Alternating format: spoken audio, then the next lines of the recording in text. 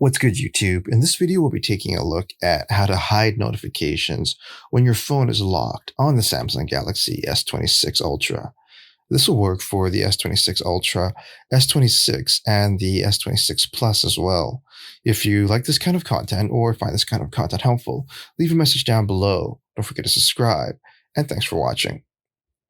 So if you want to hide notifications when your phone is locked on your S26 device.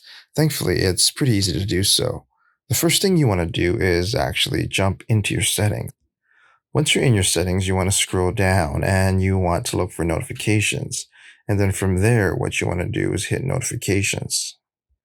From there, what you want to do is scroll down and you want to look for hide content while locked. And then from there, what you want to do is hit hide content while locked. From there, what you want to do is look for hide when locked, and you want to toggle hide when locked, and then you'll hide the notifications when the phone is locked.